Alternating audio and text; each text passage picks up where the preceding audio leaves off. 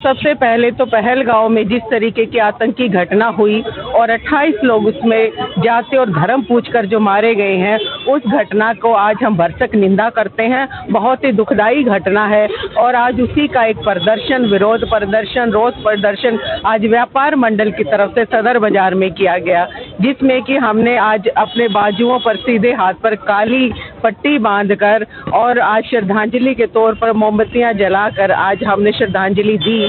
और आज हमारा मकसद यही था कि जो ये आतंकी घटना हुई है, इससे देश का हर बच्चे से लेकर बड़े से बड़ा व्यक्ति आहत है। आज हर जगह देखिए जिस तरीके से हमारी बहन के सामने उसके पति को मार दिया गया, किसी की भाई को बहन के सामने मार दिया गया, इस तरीके की जो घटना बहुत ही निंदनीय। और मैं कहूँगी कि जिस तरीके का वो सबक हमें सिखाना चाहता था पाकिस्तान, आज उसका जवाब हमें देने की जरूरत है। आज पूरा भारतवर्ष जगह जगह प्रदर्शन करके यही साबित करना चाह रहा है कि आदरणीय प्रधानमंत्री जी, भारत सरकार जो हमारी है उसके साथ कंधे से कंधा मिलाकर साथ देने को तैयार हैं। सब मोदी जी की आंखों की तरफ देख रहे हैं कि ऐसा ही एक जवाब, करारा जवाब हम चाहते हैं, जिसका जवाब ताकि जोर शोर से हो और उसकी आहट जो है, चाहे वो पाकिस्तान को चकनाचूर करके दी जाए, चाहे निस्तेनाबूद करके दी जाए। आज पानी बंद कर दिया गया है सिंधु नदी का, लेकिन कई तरह से आपने देखा होगा कि पूरे पाकिस्तानियों को कहा गया कि भारत को 24 घंटे के अंदर अंदर खाली किया जाए, वीजा रद्द कर दिए गए हैं और भी ऐसे कई कार्य किए गए हैं कि यहाँ पर बड़े बड़े अधिकारी जो पाकिस्तान के बैठे थे उन्हें भारत को खाली करने को कह दिया गया है और कई जगह तो हमारी जो है गोलियांबारी शुरू हो गई है। तो मैं ये चाहूंगी, पूरा भारतवर्ष चाहता है अगर आज युद्ध की स्थिति भी हो तो उसका जवाब देने में हम पीछे नहीं हटेंगे। हम सब साथ हैं और भारत सरकार से उम्मीद करते हैं करारा जवाब की हम बाट देख रहे हैं और जिस तरीके का जिन्होंने ऐसा आतंकी हमला किया वो करारा जवाब देना पड़ेगा। बोलिए भारत माता की जय। विधायक जी ने जो कदम उठाने के लिए लगाई, ये एक सराहनीय कदम है। आज वो रेडियो लगा रहे हैं, हमें ये नहीं पता कि वो कहाँ से आए हैं। अगर वो हिंदुस्तान के ही हैं, यहीं रहते हैं, तो इसमें हमें कोई दिक्कत नहीं है, क्योंकि मुसलमान भी ऐसे नहीं है कि हमसे अलग है। हिंदुस्तान के मुसलमान हमारे भाई हैं, मगर वो बाहर से हैं तो उसका हमें कम से कम पता होना चाहिए कि वो कहाँ से आए हैं, कहाँ के रहने वाले, क्या है क्या नहीं। तो मैं माननीय विधायक जी ने जो ये कदम उठाया उनके लिए उनकी प्रशंसा करता हूँ। और साथ ही आज जो बाजार में व्यापार मंडल की तरफ से ये रोष प्रदर्शन हुआ है, मैं इनको बहुत बहुत धन्यवाद करता हूँ। इस प्रदर्शन के लिए मैं किसी का स्वागत या किसी को बधाई नहीं देना चाहता, क्योंकि ये प्रदर्शन ऐसा है कि ये कभी नहीं होना चाहिए।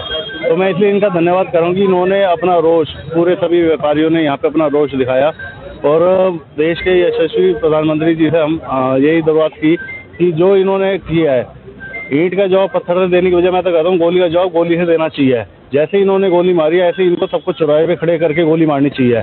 और मेरी सिर्फ एक ही मांग है प्रधानमंत्री जी से कि अगर ये ऐसा करते हैं तो इनको भी चौराहे पे खड़े करो और इनके गोली मारो, जब ये सुधरेंगे। ये सुधरने वाले इंसान नहीं है।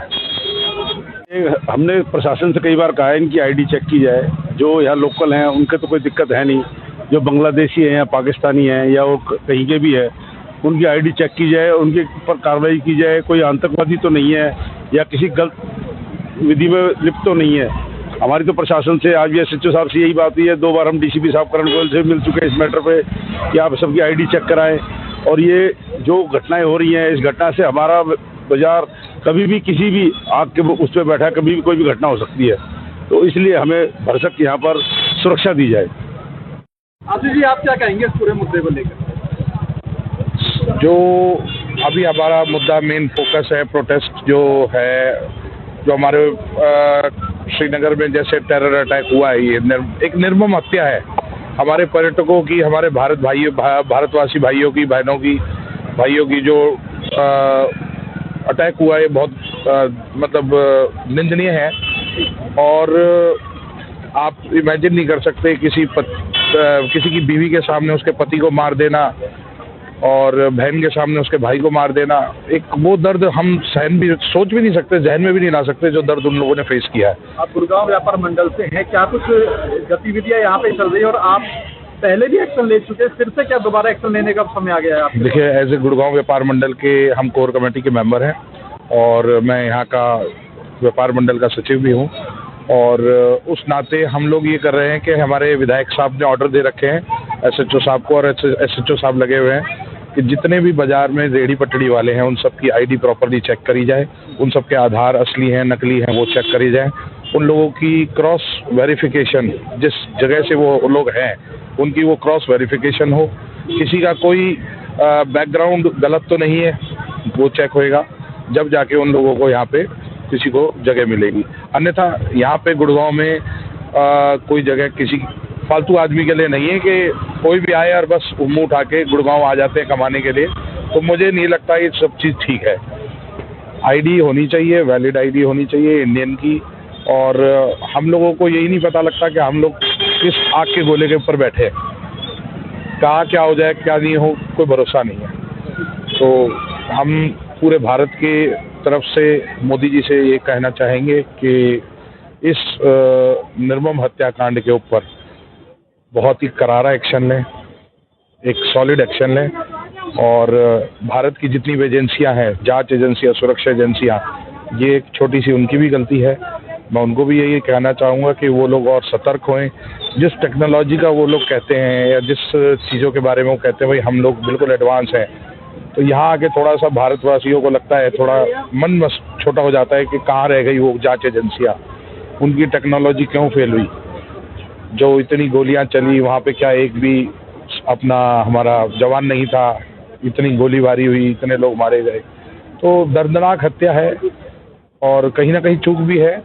और मैं यही कहूँगा कि हम लोग और एडवांस हों, हमारी सेफ्टी सिक्योरिटी और एडवांस हो।